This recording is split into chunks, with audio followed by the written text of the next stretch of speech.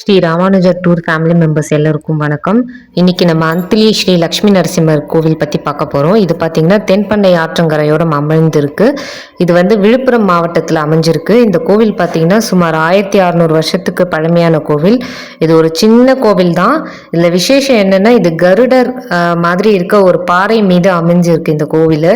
இது ரொம்ப சிறப்பான கோவில். ஏன்னா தமிழகத்தில் நரசிம்மர் 8 இடத்துல அவர் காட்சி கொடுத்துருக்காரு. இதில் நம்மளுக்கு எல்லாருக்குமே தெரிஞ்ச பரிக்கல், போர்சங்குப்பம், சிங்கரிகுடி, இது மூன்றுமே நேர்கோட்டில் அமைஞ்சிருக்கு அந்த நரசிம்மர் கோவில். இது நம்ம ராமானுஜர் டூர்ஸில் இந்த வருஷம் கூட நரசிம்மர் ஜெயந்திக்கு போய் பார்த்துட்டு வந்திருக்கோம். இந்த கோவில்கள் இல்லாமல் செங்கல்பட்டு மாவட்டத்தில் இருக்க சிங்கப்பெருமாள் கோவில், நாமக்கல் நரசிம்மர், சிந்தனைவாடி, அதுக்கப்புறமா ஷோலிங்கர் யோக நரசிம்மர், அந்திலி நரசிம்மர், 8 இடங்கள்ல பார்த்தீங்கன்னா நரசிம்மரே நேராக காட்சி கொடுத்துருக்காரு. இதில் இந்த அந்திலி லக்ஷ்மி நரசிம்மர் பார்த்தீங்கன்னா கருடருக்கு காட்சி கொடுத்த இந்த இடம்.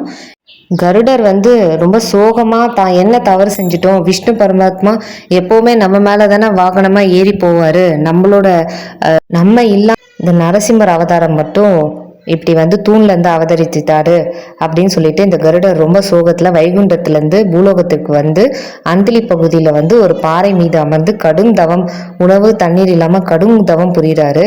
இதோட வெப்ப அலைகள் எல்லா இடத்துலயும் பரவ தொடங்குது. அதனால பிரம்மரும் தேவர்களும் போய் விஷ்ணு கிட்ட முறையிடுறாங்க. விஷ்ணு பரமாத்மா என்ன பண்றாரு, லக்ஷ்மி தாயாரோட இந்த இடத்துக்கு அந்திலிக்கு பாக்குறாரு. அப்ப கருடர் இந்த மாதிரி அவரோட சோகமான இதை சொல்லும்போது விஷ்ணு பரமாத்மா அவர் எந்த நிலையில எந்த சூழல்ல தன்னோட பக்தன் பிரகலாதர் காக்கத்துக்காக நொடி பொழுதுல தூண்ல இருந்து அவதரித்ததை சொல்லி அவரோட தவத்தின் மகிமைக்காக அவருக்கு என்ன வரம் வேணும்னு கேட்கிறாரு.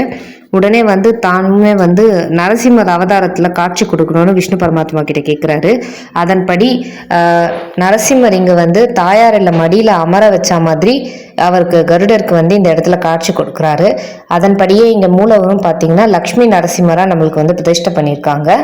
அதுவும் இல்லாம கருடரின் வேண்டுகோளுக்கு இணங்க இங்கேயே இருந்த பக்தர்களுக்கு சாந்தமான நரசிம்மரா இங்க எல்லாருக்கும் அருள் பாலிக்கணும்னு கேட்டுக்கிறாரு. கோவிலோட ஸ்தல விருட்சம் பார்த்தீங்கன்னா அரச மரம். இந்த கோவில்ல ஒரு முக்கியமான சிறப்பம்சம் என்னன்னா, வருஷத்துல 365 நாளும் இந்த மூலவர் மேல சூரிய கதிர்வீச்சு படுற மாதிரி அமைஞ்சிருக்கு.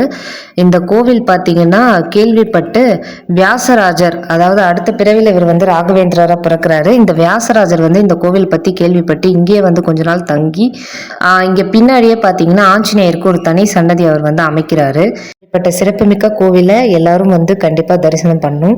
நாளை என்பதே நரசிம்மருக்கு கிடையாது. எல்லாரும் உடனே